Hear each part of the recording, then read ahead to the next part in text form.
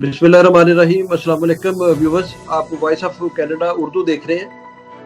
आज जिन दो मौज़ूआत पर हम बात करेंगे अपने ऑनरेबल गेस्ट के साथ, उनमें सबसे पहले जो हमारा मौजू है वो इमरान खान हुकूमत का जो एक डिसीजन लिया गया कौमी असम्बली में और बिल पास किया गया, ओवरसीज़ पाकिस्तानीज़ को जो राइट टू वोट दिया गया, उस बारे में अपने गेस्ट से पूछेंगे इनके क्या वैल्यूएबल जो रिमार्क्स हैं। और फिर उसके बाद अगला हम पूछेंगे इमरान खान का जो अभी रिसेंट इंटरव्यू था एक अमेरिकन टेलीविज़न चैनल को, उसके बारे में इनके क्या रिमार्क्स हैं, इनकी क्या क्या सोच है, क्या ओपिनियन है इनकी। तो मैं वेलकम करता हूँ आपको दोनों को, और उनका प्रॉपर तारुफ उस्मा आप कराइएगा। बिस्मिल्लाहिर्रहमानिर्रहीम। आज के पैनल डिस्कशन में हमारे साथ दो बहुत ही ख़ास मेहमान हैं, इनका तारुफ मैं आपसे कराऊंगी। तो सबसे पहले हमारे साथ हैं डॉक्टर फयाज बाकिर, जो प्रोफेसर हैं international development and global studies eight university of Ottawa and he is author of many books. और उनके साथ हैं हमारे साथ हैं डॉक्टर रेहाना हाशमी, जो प्रोफेसर है criminology and victimology eight university of Carlton. Welcome to our show, Professor Fayaz Bakir and Professor Rehanna Hashmi. Thank you very much. शुक्रिया बहुत बहुत। तो जी, पहला जो सवाल है वो आप दोनों से ही है, आप उसका बारी बारी मुख्तसर जो है वो जवाब दे दीजिएगा, क्योंकि टाइम की किल्लत रहती है इस किस्म के प्रोग्रामों में। कि अभी जो लेजिस्लेशन हुई कौमी असम्बली में, ओवरसीज़ पाकिस्तानी जो हैं उनको राइट टू वोट दिया गया, जो कि बहुत अरसे से एक डिबेट चल रही थी, और प्राइम मिनिस्टर इमरान खान का बहुत अरसे से ये एक विजन था कि उनको वोट का हक दिया जाए। तो उस बारे में आप क्या कहेंगे, क्या आपकी ओपिनियन है? फिर आपके जो इर्द गिर्द आपके अहबाब, आपके मिलने वाले लोग पाकिस्तानी जो हैं, उनके क्या सेंटिमेंट्स हैं? देखिए, बात ये है कि वोट का हक मिलना तो बहुत अच्छी बात है, लेकिन पाकिस्तान में इंतखाबी इस्लाहात की ज़रूरत है। इस हक के बारे में दो पहलू हैं इसके। पहली बात तो ये है कि एक तरफ तो वोट का हक दे दिया गया बैरून मुल्क पाकिस्तानियों को, लेकिन पार्लियामेंट के अंदर इस पर कोई बहस ही नहीं की। जो लोग हैं पार्लियामेंट के मेंबरान जिन्हें हमने मुंतखब करना है, वो शिकायत कर रहे हैं कि इसे जल्दी से धक्का लगा के और निकाल दिया गया।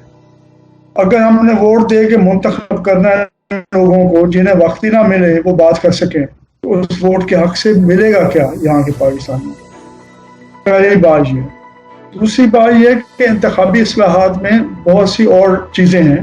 हमारे जितने मुंतखब मेंबरान हैं वो पूरी तनख्वाह लेते हैं, उन्हें टेलीफोन और सफ़र करने के लिए जो है वो बजट मिलता है, रहने के लिए जगह मिलती है, लेकिन अक्सर कोरम ही पूरा नहीं होता जब इजलास होते हैं।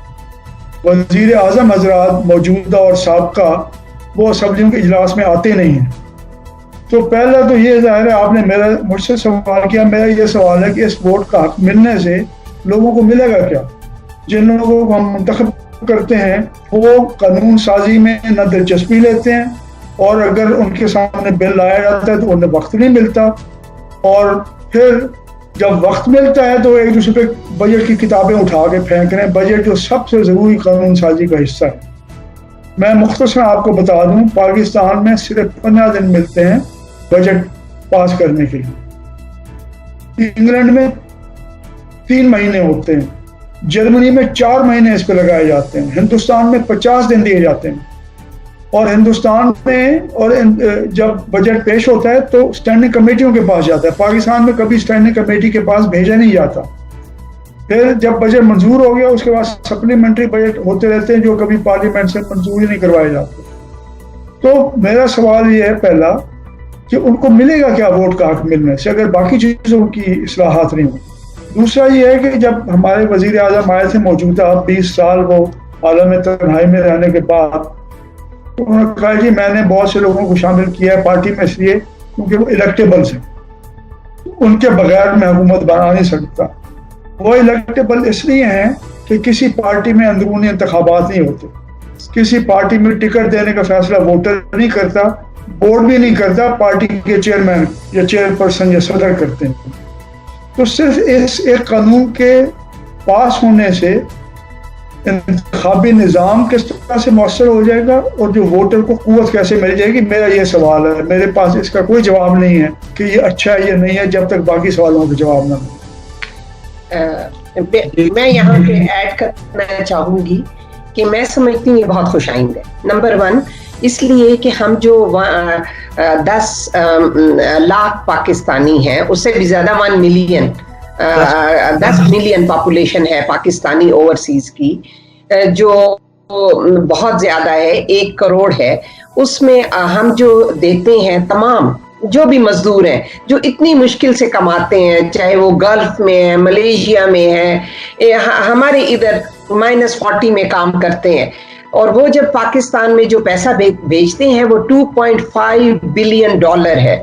ایک بگ ریونیو فار پاکستان. جو ہمارے جتنے بھی قرضے، جو بیرونی قرضے ہم نے لیے ہوئے ہیں، جس کے بوجھ میں ہم دبے ہوئے ہیں، زیادہ تر حصہ اس کا جو جاتا ہے ڈیٹ ری پیمنٹ میں، قرضوں کو واپس کرنے میں، وہ ان تمام جو اوورسیز پاکستانی کی کنٹریبیوشن ہے اس سے جاتا ہے. تو جب وہ اتنی بڑی کنٹریبیوشن کر رہے ہیں تو ان کو حق بھی ملنا چاہیے. فیصلہ سازی میں پاکستان میں جو حکومتیں بنے ان میں ان کا حق ہونا چاہیے. تو میں سمجھتی ہوں کہ یہ بہت امپورٹنٹ ہے پاکستانیوں کا کنٹریبیوشن، اور ہم سے زیادہ جو ہم نارتھ امریکہ میں رہتے ہیں اس سے زیادہ جو مزدور کسان جو کام کرتے ہیں، فیلڈز میں جا کے کام کرتے ہیں، ملیشیا میں وہ +40 میں کام کرتے ہیں جہاں پر اتنے انسانی حقوق بھی نہیں ہیں، اور وہ کنٹریبیوٹ کریں. ان کے لیے کیا مراعات ہوتی ہیں ہمارے بجٹ میں. تو یہ اسی لیے جب تک ان کی آواز نہیں ہوگی تو ان کا آنے کا کوئی فائدہ نہیں ہوگا. تو میں سمجھتی ہوں کہ یہ بہت خوش آئند بات ہے. اور جیسے ابھی پروفیسر صاحب نے کہا کہ ہم نے یہ آگے دیکھنا ہے کہ وہ جب آئیں ووٹ ڈالنے کے لیے تو ان کی آواز بھی سنی جائے، ان کے حقوق کا بھی خیال رکھا جائے. اپوزیشن کا اس کے اوپر رد عمل ہے، اس بل کے اوپر، اس پہ آپ کیا کہنا چاہیں گی؟ دیکھیں مس خان کی یہ جو اپوزیشن کا کام ہوتا ہے ہمیشہ سے، چاہے جب عمران خان صاحب بھی تھے اپوزیشن میں، انہوں نے جب عورتوں کے اوپر بھی کوئی اچھی لیجسلیشن آتی تھی تو کچھ میں وہ ہاتھ اٹھا دیتے تھے، کچھ میں ان کے ممبرانز نہیں اٹھاتے تھے. تو اپوزیشن جو کر رہی ہے وہ تنقید برائے تنقید کر رہی ہے. ان کو یہ دیکھنا چاہیے کہ جو اوورسیز پاکستانی کو کنٹریبیوشن ہے، پھر آپ کہیں کہ ہم اوورسیز پاکستانی کا جو کنٹریبیوشن ہے ہم اسے ڈیٹ ری پیمنٹ بھی نہیں کریں گے. اگر یہ ڈیٹ ری پیمنٹ نہ ہو تو نہ آپ کو IMF قرضہ دے، نہ آپ کو ورلڈ بینک اور ADB قرضے دیں. یہ بہت بڑی کنٹریبیوشن ہے. اور اپوزیشن کو یہ دیکھنا چاہیے کہ ہر چیز میں اختلاف ضروری نہیں ہوتا. آپ وہ دیکھیں کہ کون سی چیز ملک کے لیے اہم ہے. ہاں یہ بات بہت ان کا یہ ہے کہ جب بھی کوئی قانون لایا جائے اس کے اوپر، یہ ابھی بل ہے، جب قانون بنے گا تو اس میں یہ دیکھنا چاہیے کہ آج آپ وزیر اعظم نہیں، کل آپ کی حکومت، آپ بھی حکومت میں آ سکتے ہیں. تو تنقید برائے تنقید نہیں ہونی چاہیے. اور میں سمجھتی ہوں کہ اوورسیز پاکستانی تو بہت اچھا ہے کہ ان کو حق ملے، لیکن اس کے ساتھ ساتھ بہت جگہوں کے اوپر خواتین کو ووٹ سے محروم رکھا جاتا ہے. پاکستان کے اندر بہت جگہوں پہ ساری پارٹیز مل کے کانٹریکٹس کر لیتی ہیں، ایفیڈیوٹ کر لیتی ہیں کہ آپ بھی اپنی عورتوں کو نہیں لائیں گے، ہم بھی نہیں لائیں گے، اور عورتوں کو حق کے ووٹ سے محروم رکھا جاتا ہے. تو میرا خیال میں اوورسیز کے ساتھ ساتھ اپنے اندر ڈومیسٹک میں بھی عورتوں کو، مائنورٹیز کو، تمام کو حق ملنا چاہیے. اور ووٹ کے دن جتنا قتل و غارت یا ہنگامے ہوتے ہیں اس کو بھی دیکھنا چاہیے کہ کس طریقے سے، اور صاف شفاف ہونے چاہیے. یہ نہ ہو کہ ہم مشینوں کے ذریعے ووٹ کر لیں، وہ صاف شفاف نہ ہو. وی وانٹ فیئر الیکشن جس میں تمام چیزوں کو ملوز خاطر رکھنا چاہیے. جو ہے اس کے فالو اپ کے طور پہ جو میرے علم میں بتانا چاہوں گا ایک پروفیسر صاحب کی، کہ یہ جو بل ہے یہ آنر فانر پاس کر دیا گیا ہے. تو یہ ایسی بات نہیں ہے. یہ بل اکتوبر میں اس کو ٹیبل کیا گیا تھا، اور یہ سارے بل ہی تقریباً پچھلے سال میں کیے گئے تھے، لیکن اپوزیشن کی نان کوپریشن کی وجہ سے، اور جو انہوں نے پچھلے سال PDF بنائی اور جلسے جلوس کیے، تو اس وجہ سے یہ پینڈنگ رہے اور انہوں نے کوئی دلچسپی نہیں لی. اس وجہ سے یہ انہوں نے تنگ آ کے کیے کہ ابھی تو ٹائم تھوڑا رہ گیا ہے اور اس کو ہم پاس کریں. ہم کب تک ان کا منہ دیکھیں گے اپوزیشن کا, کیونکہ وہ تو NRO چاہتی ہے صرف اپنے جو کیسز ہیں نیب سے ان سے جان چھڑانا چاہتی ہے. دوسرا جو خواتین کے بارے میں آپ نے کہا کہ ووٹ نہیں دیا جاتا, تو اس میں تو اب یہ بھی ایک لا بن چکا ہے کہ اگر سرٹن نمبر آف خواتین ووٹ نہیں ڈالیں گی تو وہ الیکشن ہی کالعدم ہو جائے گا. اسی طرح یہ الیکشن KPK میں دوبارہ کرایا گیا ہے جہاں پر ووٹنگ عورتوں کی ووٹنگ جو ریشو تھی وہ کم تھی اور پھر دوبارہ الیکشن کرایا گیا تھا. تو اس میں میں سمجھتا ہوں PTI جو ہے وہ بڑی ان کی واضح اور بالکل ایک کلیئر کٹ جو سٹانس ہے کہ وہ خواتین کو اوپر لانا چاہتے ہیں. تو یعنی ان کا جو PTI کا سٹانس ہے وہ بڑا واضح ہے, بڑا کلیئر ہے. تو اس میں یہ دو چیزیں تھیں جو میں چاہ رہا تھا کہ آپ کو اس میں آن بورڈ لوں. تو اب اگلا جو ہمارا کویشچن ہے وہ جو HBO کو انٹرویو دیا ہے عمران خان نے 2-3 دن پہلے, اس پہ بڑی جو ہے وہ ڈبیٹ ہو رہی ہے ہر ہمارے مین اسٹریم TV چینلز پر بھی, سوشل میڈیا پر بھی, اور ایک آرٹیکل بھی لکھا ہے عمران خان نے واشنگٹن ٹائمز میں کل, اور اس میں بھی ساری پوزیشن واضح کی ہے انہوں نے.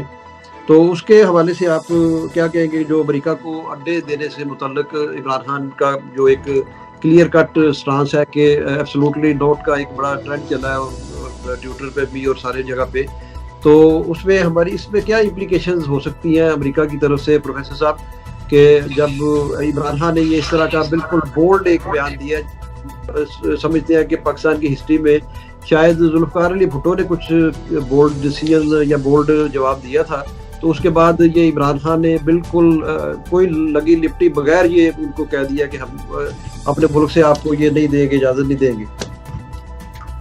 منور صاحب, پہلے مختصر میں آپ کو بتا دوں کہ ظاہر ہے میں اس گفتگو میں اس لیے شامل ہوا ہوں کہ میرے یا آپ کے پاس ہر چیز کا جواب موجود نہیں ہے, لیکن ہمارا مقصد ہونا چاہیے صحیح سوال اٹھانا. تو جو پارلیمنٹ میں جو بل منظور ہوا ہے اس کے حوالے سے آپ اپنے ناظرین کو بتا دیجیے گا یا وہ خود پتہ کر لیں. ایک free and fair election network ہے پاکستان میں کہ کتنے قوانین پہلے آرڈیننس کی شکل میں آتے ہیں جب پارلیمنٹ کام نہیں کر رہی ہوتی, اور بعد میں ان پہ ٹھپا لگوایا جاتا ہے. آپ کو پتہ چل جائے گا قانون سازی کس طریقے سے ہوتی ہے. اتنی تعداد ہوتی ہے, ایک اجلاس کی کارروائی موجود ہے, اکثر بیچ میں 17% اور 15% رہ جاتا ہے کورم, 33% بمشکل پورا ہوتا ہے. وہ کہہ کے بار بار کارکنوں کو دوبارہ لانا پڑتا ہے. وزیر اعظم کتنے اجلاسوں میں بیٹھتے ہیں, اس پہ بحث کرنے کی ضرورت نہیں ہے, لیکن اس پہ توجہ دلانے کی ضرورت ہے کہ جب تک یہ رویے ٹھیک نہیں ہوں گے, ووٹ کا حق بہت اچھی بات ہے لیکن اس سے ملے گا کیا, یہ سوال اپنی جگہ قائم رہے گا. اب دوسری اڈوں کی بات ہے. اڈوں کی بات یہ ہے کہ 20 سال تک امریکہ اور نیٹو کی افواج وہاں پہ رہیں, $1.5 ٹریلین وہاں پہ خرچ ہوا, وہ میدان میں ان کی فوجیں موجود رہیں. اس کے باوجود اور طالبان کہتے رہے کہ ہم نے قوت سے آپ کی بات نہیں ماننی, اور آخر انہیں مذاکرات پہ آنا پڑا. مذاکرات میں بھی انہوں نے کہا جی ہم امریکہ سے کریں گے, افغان حکومت سے نہیں کریں گے. تو اصل بات میرے خیال میں یہ نہیں ہے کہ ہم نے اڈے جو ہے دینے سے انکار کر دیا ہے. اصل ہماری غیرت اور اہمیت اس کا پتہ چلے گا جب ہم کہیں گے جی جو کہا تھا عمران خان نے بھی, اس سے پہلے نواز شریف صاحب نے بھی, دوسرے وزیر اعظم صاحب بھی کہتے ہیں جب ہم کشکول توڑ دیں گے, جب ہم IMF کے پاس نہیں جائیں گے, جب ہم ورلڈ بینک کے پاس نہیں جائیں گے, سعودی عرب کے پاس نہیں جائیں گے, چین کے پاس نہیں جائیں گے, امریکہ کے پاس نہیں جائیں گے, جو آپ نے قرضہ دیا ہمیں پتہ نہیں وہاں کہاں چلا گیا, اب ہم واپس نہیں کر سکتے. اس سے زیادہ شرمندگی کی بات ہمارے ملک کی نہیں ہو سکتی. امریکی اڈے سے زیادہ جب قرضے سے ہم انکار کریں گے نا, میرے خیال میں وہ ہماری غیرت, اہمیت اور عقل مندی کا ثبوت ہے. اس کی طرف توجہ دینی چاہیے. شکریہ بہت. میں اس کے اوپر صرف ایڈ کرنا چاہتی ہوں. بہت عمران خان صاحب واز دا اونلی پرسن جو کھڑے ہو کر کہتے تھے کہ وہ خلاف ہیں ان ڈرونز کے اور اڈوں کے, جب وہ حکومت میں بھی نہیں تھے, کیونکہ اس سے جو کولیٹرل ڈیمیج ہوا ہے, کیونکہ انہوں نے آپ کے ساتھ کانٹریکٹ کر لیتے ہیں امریکی, اور اس کے بعد اس میں بہت بڑی دھاندلی ہو جاتی ہے. انہوں نے ہم سے اڈے پچھلی دفعہ لیے تھے کہ ہم صرف افغانستان اور ٹیررسٹ پہ یوز کریں گے. وہاں پہ بھی کولیٹرل ڈیمیج کے نام پہ بے گناہ شہری مارے گئے. میں ایز اے ہیومن رائٹس کے طالب علم کے میں کہوں گی انسان کہیں کا بھی مرے وہ انسان ہے, اور اسی لیے جب جو عمران خان صاحب نے اس دفعہ انکار کیا ہے ان کے پچھلے تمام طرز عمل کو دیکھتے ہوئے کہ انہوں نے کہا ہم افغانستان میں کریں گے اٹیک تھرو آر بیسز, لیکن انہوں نے بہت سارے اٹیکس ہمارے علاقوں میں کیے جس سے بہت سارے بے گناہ شہری, کیونکہ میرے گرینڈ پیرنٹس کا تعلق وزیرستان سے ہے تو ہمارے بہت سارے جو وہاں پہ رشتہ دار ہیں انہوں نے بتایا گھر بار تباہ ہو گئے. آپ دیکھیں وہاں پہ فاٹا کی کتنے اضلاع میں, جو ابھی فاٹا تو اب نہیں رہا, جو پہلے فاٹا تھا اس میں کتنے گھر, کوئی بھی گھر آپ کو سلامت نہیں نظر آئے گا, کوئی اسکول نہیں نظر آئے گا. تو اس سے, اور میں اس بات کی میں سمجھتی ہوں کہ یہ بہت اچھا اقدام ہے, اور میں سمجھتی ہوں کہ اس طرح کے اقدامات ہونے چاہیے, اور اس کے اوپر میں سمجھتی ہوں کہ انہوں نے بہت اچھا فیصلہ کیا. عمران خان نے اپنے انٹرویو میں پردے کے حوالے سے بات کی اور انہوں نے کہا کہ ہماری جو سوسائٹی ہے is different than the European society and we have a different culture. اس بارے میں آپ کی کیا رائے ہے؟ شکریہ آپ نے یہ سوال اٹھایا, کیونکہ پچھلے 3 دن سے میں بہت سا اپسیٹ ہوں, کیونکہ ہم عمران خان صاحب کو اس وقت جانتے ہیں جب عمران خان صاحب وزیر اعظم بھی نہیں تھے اور انہوں نے اپنی پارٹی شروع کی تھی, اور اس وقت جب یہ بات کرتے تھے خواتین کی حق کی بات کرتے تھے, انہوں نے جو پہلے ان کے انٹرویوز دیکھنے اور اب کے انٹرویو دیکھنے, جس طریقے سے ابھی منور صاحب نے بتایا کہ پی ٹی آئی کی حکومت عورتوں کو کے حقوق کے لیے کام کرنا چاہتی ہے. پہلا حق تو یہ ہے کہ عورت کا پورا حق ہے کہ وہ اپنا جس طرح کا لباس پہننا چاہے. اسلام میں ستر پوشی دونوں کے لیے ہے, مرد اور عورت دونوں کے لیے ہے. آپ عورت کو کس طرح سے بلیم کر سکتے ہیں صرف کہ اچھا یہ بتائیے کہ ابھی جو ریسنٹ انسیڈنٹ ہوا آف موٹر وے, اس میں عورت تو کار میں تھی, رات کا اندھیرا تھا, اس میں کون سا اس کا لباس یا سطر یا وہ نہیں نظر آ گیا. اس کے اپنے بچوں کے سامنے اس کی بے حرمتی کی گئی, بے دردی کے ساتھ. وہاں پہ لباس کی کیا بات تھی؟ جو زیادہ تر کھیتوں کھلیانوں میں جو عورت کام کرتی ہے, مجھے یہ بتائیے کہ ایک عورت جو بٹھے پہ کام کرتی ہے, جو فیلڈ میں کام کرتی ہے, جو ہماری جب +40+ ہیومیڈیٹی ملا دے, جب یہ جو یہ رائس ہے, جو پیڈی ہے, اس میں جب عورت لگاتی ہے, وہ کس طریقے سے وہ بیچاری, اس کو تو کوئی ہوش نہیں ہوتا, وہ تو کپڑے ایسے پہنتی ہے, وہ اس نے اپنی شلوار ٹنگی ہوئی ہوتی ہے کیونکہ اس نے پانی میں کھڑے ہونا ہوتا ہے. آپ کیسی بات کر رہے ہیں؟ ہماری 75% پاپولیشن دیہاتوں میں رہتی ہے, اور اس کے بعد ہماری عورتوں کا پہلی تو بات یہ ہے کہ میں اس کی پورے طریقے سے مخالفت کرتی ہوں, میں اس کو کنڈیم کرتی ہوں, اور وزیر اعظم صاحب کو فوری طور پہ اس کے اوپر اپنا معذرت کر لینی چاہیے. جہاں پہ غلطی ہو کوئی بات نہیں, آپ نے کافی یو ٹرنز لیے ہیں, اس کے اوپر بھی ایک یو ٹرن لے لیں. تو خواتین کو جنہوں نے آپ کو سب سے زیادہ ووٹ دیا ہے اور آپ کو مڈل کلاس نے ووٹ دیا ہے, آپ ان کو ان کے اوپر یہ بات کر رہے ہیں جو میں نہیں سمجھتی کہ آپ نے کسی اسکول آف تھاٹ یا اس کے انفلوئنس میں آ کر کی ہے. میں آپ سے تو صاف کہتی ہوں, مجھے لگتا ہے ہوم منسٹری کا زیادہ رول ہے اس میں بنسبت باقی لوگوں کے, ہمیں کسی کو بلیم نہیں کرنا چاہیے. صحیح. اس کے اوپر میرا ایک چھوٹا سا سوال ہے جو میرے ذہن میں آتا ہے, کہیں انہوں نے یہ بیان جو ہماری مذہبی قوتیں ہیں اور جو پارٹیز ہیں ان کو خوش کرنے کے لیے تو نہیں دیا, یا ان کے پریشر؟ دیکھیں جی, میں نہیں سمجھتی کہ ایسی کوئی وہ ہے.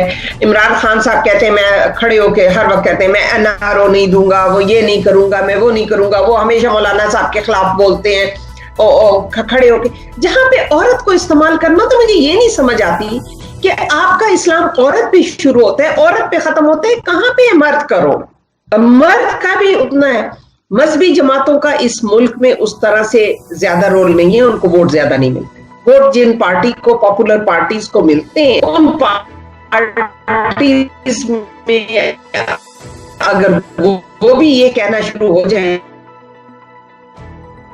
اکنامکلی اس ملک میں کر رہی ہے, آپ کے گھر میں روٹی نہ بنے, آپ کے گھر میں یہ چاول جو آپ بڑی باسمتی کھاتے ہیں یہ نہ پکے جب تک ہماری عورتیں جو کھیتوں میں کھلیانوں میں کام کرتی ہیں آپ کے یہ گھر بن نہ سکیں اگر یہ آپ دیکھیں کہ وہ جو بٹھا مزدور عورت اگر بٹھے پہ اپنے بچے کو دودھ پلانے والی ماں کندھے پہ بچے کو اٹھا کے اینٹیں لگاتی ہے، پیڈی لگاتی ہے، کام کرتی ہے، اور اس عورت کو آپ کہہ رہے ہیں کہ آپ لوگ کیونکہ مرد وہ آپ ایسا لباس پہنتی ہے تو مرد کا بھائی مرد کو بھی اللہ نے عقل دی ہے، اس کو کنٹرول نہیں ہے اپنے آپ پہ. اگر اتنی آپ نے بڑی بات کر دی عورتوں کے بارے میں، آئی تھنک اس کے اوپر بہت بڑا پروگرام ہو سکتا ہے. آپ کا پروگرام اس کے لیے کافی نہیں ہے، اور میں سمجھتی ہوں کہ منور صاحب آپ خواتین کے ایشو پہ سیپریٹلی ایک پروگرام کریں. میں ویمن رائٹس کے اوپر پھر بات کر کے آپ کو سارے فیکٹس اینڈ فگر کے ساتھ بتاؤں گی، تمام پولیٹیکل، اکنامک، سوشل اور لیگل امپاورمنٹ کتنی ہے اور کتنی عورتیں پیس رہی ہیں. رائٹ، اس پہ کریں گے. ہم ایک سلسلے میں آپ کے بیٹھے ہوئے آپ کے ہسبینڈ پروفیسر باقر صاحب کیا کہنا چاہتے ہیں؟ وہ متفق ہے آپ کی بات سے؟ جی، یہ بات یہ ہے منور صاحب کہ 3 چیزیں ہیں. ایک تو زمینی حقائق ہیں. ہمارے ملک میں ایک تنظیم ہے ساحل، وہ پچھلے 20-25 سال سے اعداد و شمار اکٹھے کر رہی ہے جو پریس میں رپورٹ ہوتے ہیں، ان کے اپنے گھڑے ہوئے نہیں ہیں. ان کا کہنا یہ ہے کہ جنسی زیادتی کے جو واقعات ہوتے ہیں خاص طور پہ کم عمر بچوں کے ساتھ، ان میں بڑی تعداد ان لوگوں کی شامل ہے جو ان کے قریبی لوگوں میں شامل ہے، جو جن کی ان تک پہنچ ہوتی ہے، جو ان کے معمولات جانتے ہیں، کہاں اٹھتے ہیں، بیٹھتے ہیں، کون سی جگہ خالی ہے، اندھیرا ہے، وہاں پہ ان پہ ہاتھ ڈالا. اس کا لباس سے کوئی تعلق، اس کا تعلق اس بات سے ہے کہ وہ اپنا دفاع کرنے کے قابل نہیں ہوتے، جسے انگریزی میں کہتے ہیں ولنریبل. ایک تو وزیر اعظم صاحب کو اس کا علم ہونا چاہیے. میں نے ساحل کے بورڈ پہ کام کیا ہے بہت عرصہ، اور میں واقعات سے آپ لوگ بھی جانتے ہوں، وہ اپنی رپورٹ بھیجتے ہیں لوگوں میں. پہلی بات یہ. دوسری بات ہمارے کلچر کے، اب اس میں جو جنسی زیادتی کے واقعات ہیں اس میں تو لڑکے بھی شامل ہیں، کم عمر بچے بھی شامل ہیں، اس میں بدقسمتی سے ہمارے مذہبی طبقوں کے لوگ بھی شامل ہیں جو یہ کام کر رہے ہیں. تو اس کا لباس سے کہاں سے تعلق ہے؟ اس کا تعلق ہے ان لوگوں کے غیر محفوظ ہونے سے، کیونکہ کسی نہ کسی وجہ سے ان کی دست برد سے باہر نہیں نکل سکتے. اور دوسرا جو لوگ کرنے والے ہیں ان کی اپنی جو رویے سے ہے، جو درندگی ہے، ان میں غیر ذمہ داری ہے، وہ بات ہے. اس کا توڑ کیسے ہونا چاہیے؟ جب واقعہ ہو جائے اس کے بعد جو مرضی سزا دیتے رہیں، صرف وہ کافی نہیں ہے، ان کی تعلیم کرنا، انہیں بتانا وہ ضروری ہے. تیسری بات یہ کہ ہمارا مذہب کیا کہتا ہے. عمران خان صاحب ہمارے مذہب پہ اور ہمارے غیرت کے کلچر پہ بہت یقین رکھتے ہیں، اور زمینی حقائق پہ بھی وزیر اعظم کے طور پہ انہیں پتہ ہونا چاہیے کہ ہمارے مذہب میں کبھی یہ نہیں کہا گیا کسی واقعے میں بھی. میں نے حدیث پڑھی ہے، رسول اللہ علیہ وسلم کے پاس واقعات آئے، حضرت علی کے پاس آئے اس طرح کے واقعات، انہوں نے یہ پوچھا ہو کہ تم نے لباس کیسا پہنا ہوا تھا، کہ تمہارے لباس کی وجہ سے تو نہیں ہوا. جہاں پہ وہ واقعہ آیا انہوں نے اسے سنا، اس کی تمام تفصیلات معلوم کی، اور پھر یہ کہا کہ اس میں 4 گواہ ہیں یا نہیں ہیں. جب نہیں تھے حضرت علی کے تو یہ ہوا کہ ایک خاتون آئی، اس نے خود اقرار کیا کہ یہ ہو گیا ہے. تو انہوں نے کہا کہ تمہارا کوئی بچہ تو نہیں؟ اس نے کہا کم عمر کا بچہ. اس نے کہا جب یہ اتنے سال کے تمہارا بچہ ہو جائے نا کہ اسے کچھ سنبھالنے کے قابل ہو جائے پھر آنا. تو وہاں تو اس حد تک انسانیت سے، نرمی سے اس بات کو دیکھا جاتا تھا کہ کن حالات میں ہوا. یہ نہیں کبھی کہا گیا کہ بھئی تم نے کپڑے کس طرح سے پہنے تھے، لباس کس طرح سے پہنا تھا، یا کبھی کہا گیا قرآن یا حدیث میں کہ اس کا تعلق اس سے. تو جب وہ قرآن اور حدیث کا نام لیتے ہیں، ہماری ثقافت کا نام لیتے ہیں، کس بنیاد پہ وہ کہہ سکتے ہیں جی عورتیں لباس ایسا پہنتی ہیں؟ انہیں یہ بات قطع نہیں کرنی چاہیے. وہ وزیر اعظم ہیں. میرے جیسا کوئی بات کرے آدمی تو 5-10 لوگوں تک پہنچے گی. ان کی بات نہ صرف پوری قوم سنتی ہے، پوری دنیا سنتی ہے، اور انہی کی بنیاد پہ پوری دنیا اسلام کے بارے میں رائے قائم کرتی ہے، جو ہم اسلاموفوبیا کہتے ہیں. اگر انہیں ہمارے ذمہ دار لوگوں کی طرف سے یہ پتہ چلے کہ یہ کہتے ہیں کہ جی جو ہے مظلوم وہی مجرم بھی ہے، جسے کہتے ہیں بلیمنگ دا وکٹم، کہ جس پہ ظلم ہوا ہے وہی اس کے ذمہ دار ہے، تو ان کے ہمارے بارے میں کیا رائے قائم ہوگی؟ اس میں ذمہ داری احتیاط سے قائم رہنا چاہیے، اور انہیں ذرا اپنے کان ان لوگوں کے لیے کھولنے چاہیے جو ان چیزوں کو سمجھتے ہیں، کچے کانوں سے کام نہیں رہنا چاہیے۔ شکریہ بہت۔ پروفیسر صاحب انشاءاللہ اس موضوع پہ آپ دونوں کے ساتھ ایک مکمل پروگرام کریں گے جو خواتین سے ریلیٹڈ پروگرام ہوگا۔ تو ابھی آپ مختصراً یہ پروفیسر صاحب بتائیے گا کہ یہ جو پچھلا جو ایک ایپیسوڈ تھا امریکہ جب آیا افغانستان میں اور پرویز مشرف نے یہ سارے اڈے شڈے ان کو دیے، تو اس پہ مختصر کمنٹ کیجیے گا، کیا وہ غلط ڈیسیژن تھا یا ٹھیک تھا؟ آپ یہ کہہ رہے ہیں 9/11 کے بعد 2001 میں جو واقعہ ہوا، اصل میں اس میں صورتحال یہ تھی کہ افغانوں نے بھی امریکی حکومت سے کہا تھا کہ کسی تیسرے ملک میں اگر اسامہ بن لادن پہ مقدمہ چلایا جائے تو ہم اسامہ بن لادن کو وہاں حوالے کرنے کے لیے تیار ہیں، اور ہم اس بات کے لیے تیار ہیں کہ مقدمہ چلایا جائے کیونکہ ہماری غیرت کے قانون کے مطابق وہ ہماری پناہ میں ہیں۔ اگر وہ مجرم ثابت ہوں گے تو بالکل ان کو سزا ملنی چاہیے، لیکن امریکہ کے حوالے ہم نہیں کریں گے۔ امریکیوں کا یہ اصرار تھا کہ جی نہیں آپ ہمارے حوالے کریں، آپ یہ فیصلہ کریں، یہ بھی نہیں کہ صحیح یا غلط کون ہے، یہ فیصلہ کریں کہ آپ ہمارے ساتھ ہیں یا ان کے ساتھ۔ تو اس کو یہ کہتے ہیں جس کی لاٹھی اس کی بھینس، تو ان کی جو دلیل یہ تھی۔ لیکن بات یہ ہے کہ پاکستان اس کے صورتحال میں تھا، پاکستان کو ظاہر ہے انہوں نے کہہ دیا تھا کہ آپ فیصلہ کریں ان کے ساتھ ہیں یا ہمارے ساتھ۔ پاکستان امریکہ سے لڑ نہیں سکتا تھا، تو لیکن پاکستان اس بات پہ اصرار کر سکتا کہ جی آپ بین الاقوامی عدالت میں مقدمہ چلائیں، اس کا فیصلہ کریں۔ اس میں جو صورتحال تھی میرا خیال ہے کہ پاکستان ان کے ساتھ لڑ نہیں سکتا تھا، ان کے لیے یہی راستہ تھا کہ بغیر لڑائی کے کوئی راستہ نکالیں اور کوئی کریں۔ اس کے بارے میں مزید کچھ نہیں کہنا چاہتا کیونکہ اس کا ہم میں سے کسی کے پاس جواب نہیں ہے سوائے اس کے۔ دیکھیں جنگ کا بنیادی اصول یہ، میں آپ کو دو بات بتاؤں، میں ملٹری سائنس پڑھتا رہا ہوں، پرانے 2000 پہلے سے لے کے جنرل منٹگمری سے لے کے ماؤ زے تونگ اور چے گوارا، ان سب کو میں پڑھا۔ جنگ کے دو اصول ہوتے ہیں۔